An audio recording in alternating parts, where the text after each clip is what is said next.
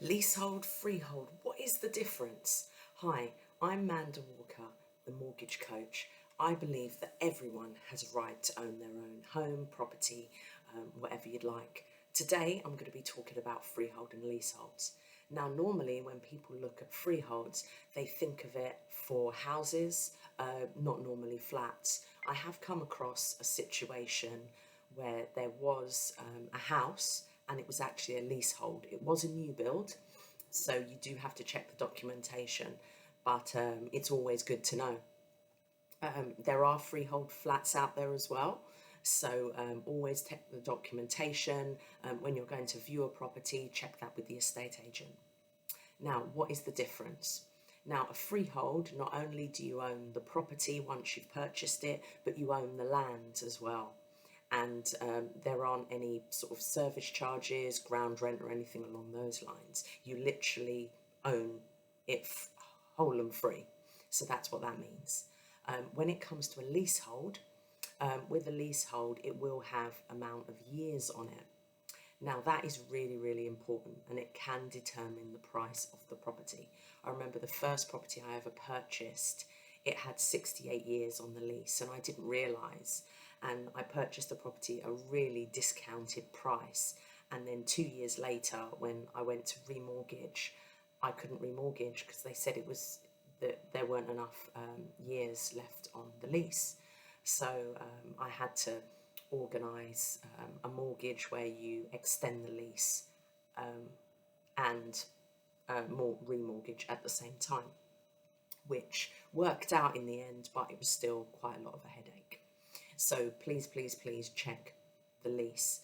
Also check the details, because I also owned a property and I was the leaseholder, they were the freeholder, and it was a masonette. I had the top half of the masonette, so I just automatically assumed that I owned the roof space, the loft myself. But with rereading the lease, I realised that I didn't own the loft, and I ended up having to buy the loft, which again was another expense.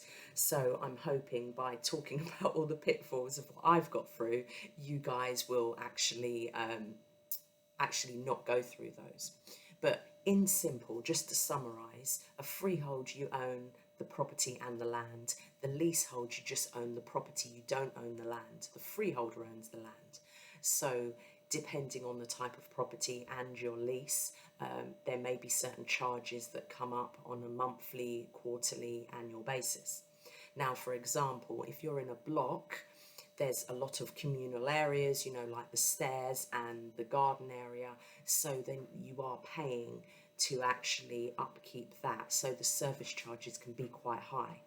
Also, there is, if anything goes wrong with the roof, I remember having a ground floor flat and something went wrong with the roof. They split it by all 18 people, and we all had to pay to fix the roof.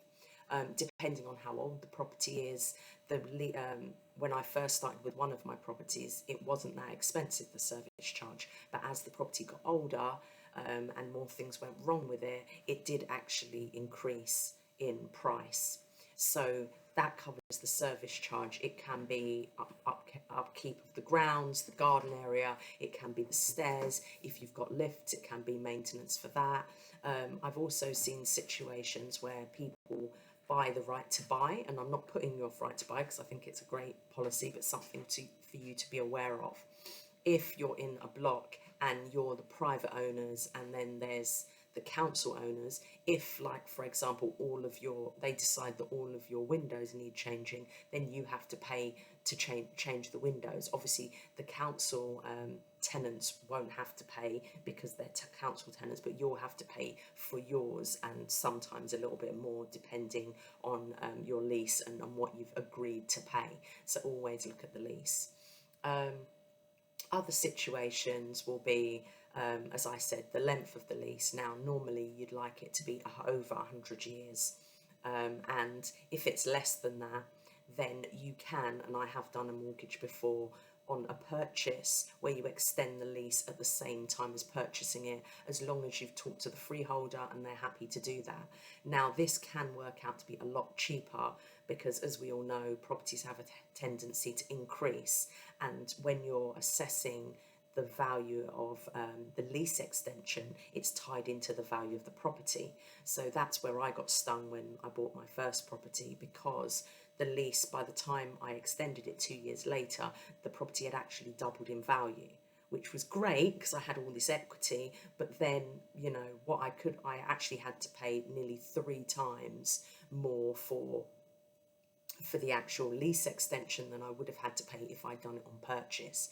So another good tip is make sure you've got a solicitor that's clued up.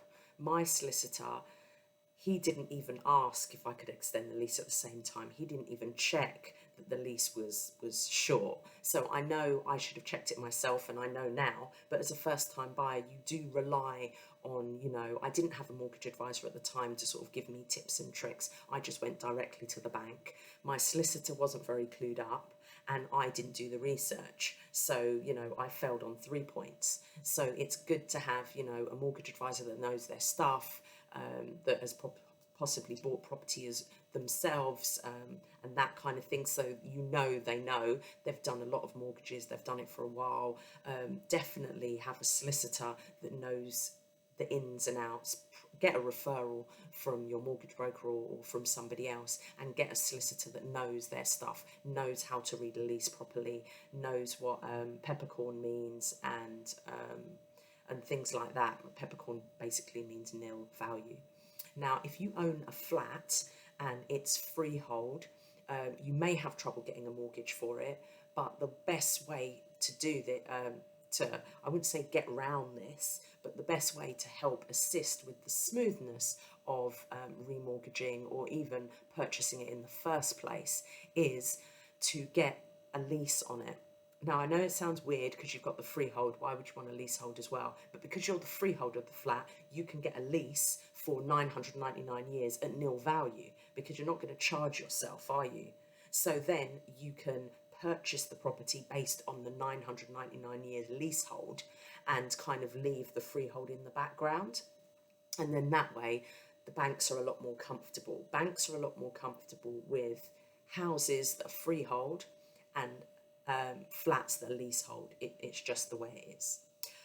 The next thing to check is ground rent. Now, as I mentioned peppercorn before, so both of my flats were on a peppercorn rate. So that from that point of view, it's always been fine. I haven't had to pay any ground rent. But I have seen flats in the past that were new builds, say sort of 7 years ago, and a lot of the developers were putting in this new ground rent where it actually doubles every 5 years. Now, I won't say it's impossible, but it's extremely difficult to get a mortgage with that kind of lease. Now, in that scenario, I would recommend you negotiate with the freeholder to change the clause in the lease. Maybe you pay them out a lump sum to sort of cover it off, and then going forward this won't happen.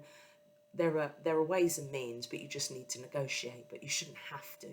Now, a lot of people have said that this is unfair with the ground rent, so they are actually removing it now. And going forward, I'm not sure what date this year, but at some point this year, going forward, if you're buying a new build property, it shouldn't have that clause in it. But I say shouldn't. Please, please, please check. So at the end of the day, ask your mortgage advisor to check your lease. Ask your surveyor to also look into it when they're doing the survey to check the property, because they need to understand the lease as well to know what areas of the property they need to check for the valuation. Definitely the solicitor, most important, I would say, to go through the lease with a fine-tooth comb before you go to exchange. Ask the estate agent their advice if they've seen the lease, what it means, rather than wasting your time viewing a property. I once had this person who went to view a property, and according to the lease, they couldn't access their property by going on their drive. The drive was owned by someone else, so they had to ask permission every time. Yeah, some weird things go on, but I would say, yeah, in a nutshell, as I said, freehold is free what it sounds like. Leasehold is a lease, so check the years. So I hope that video has been helpful, and yeah, so I'm Amanda from the the Mortgage Coach, and it'd be great if you could subscribe, and I'll carry on giving out these videos.